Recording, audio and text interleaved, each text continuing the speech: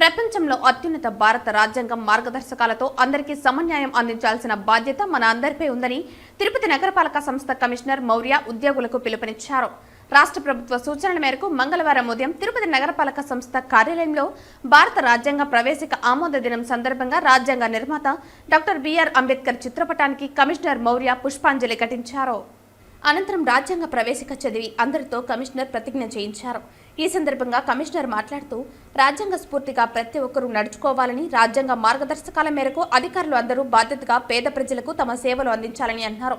మన భారత రాజ్యాంగం ప్రపంచంలోనే గొప్ప ఆదర్శవంతమైన రాజ్యాంగమని అన్నారు. రాజ్యాంగ నిర్మాత డాక్టర్ బిఆర్ అంబేద్కర్ ఎన్నో వ్యయ ప్రయాసలకు ఓర్చి అందరికీ సమన్యాయం జరిగేలా రాజ్యాంగం రూపొందించారని అన్నారు. ఆయన చిరస్మరణీయులని అన్నారు.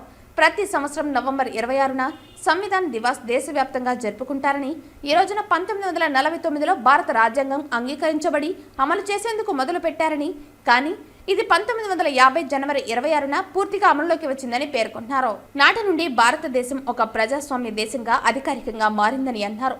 రాజ్యాంగ ప్రవేశికలోని ప్రతి పదం ఎంతో మహోన్నతమైన భావజాలాన్ని కలిగి ఉందని, సార్వభౌమ, సామ్యవాద, లౌకిక, ప్రజాస్వామ్యం, న్యాయం, సమానత్వం, సౌభ్రాతృత్వానికి హామీ ఇస్తుందని పేర్కొన్నారు. ప్రభుత్వ ఉద్యోగులు అందరూ ప్రజలకు అంకితభావంతో సేవలు అందించాలని అన్నారు.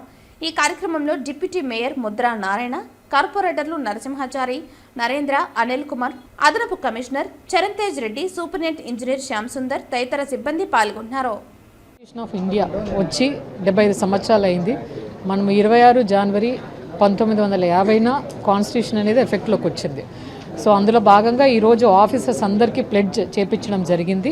అదే కాకుండా సిటిజన్స్ అందరూ కూడా ఈ కాన్స్టిట్యూషన్లో మన ముఖ్యంగా ప్రియాంబుల్ ఏవైతే ఉన్నాయో values, justice, fraternity, integrity, equality, ఇవన్నీ సిటిజన్స్తో సహా అంత స్టాఫ్ కూడా దృష్టిలో పెట్టుకొని మనం ప్రతి పని ఏదైతే చేస్తామో ఇవన్నీ వాల్యూస్ మన దృష్టిలో పెట్టుకొని చేయాలి. డాక్టర్ బిఆర్ అంబేద్కర్ గారు కూడా ఇది కాన్స్టిట్యూషన్ తీసుకొచ్చినప్పుడు ఈ ఫండమెంటల్ రైట్స్ అండ్ డ్యూటీస్ అనేవి కూడా పెట్టడం జరిగింది. మనకి రైట్స్ ఎంత ఇంపార్టెంటో సో సిటిజన్స్లో మనం డ్యూటీస్ కూడా అంతే ఇంపార్టెంట్గా చేయాలి. ముఖ్యంగా ఏదైతే స్టాఫ్ ఉన్నారో మనం ప్రజలు వచ్చినప్పుడు ఈ ఈక్వాలిటీ, జస్టిస్ అనేది దృష్టిలో పెట్టుకొని మనం ఏ తప్పు చేయకోకుండా ఇంటిగ్రిటీతో చేయాలనేసి ఈ ప్లెడ్జ్ చేయడం జరిగింది.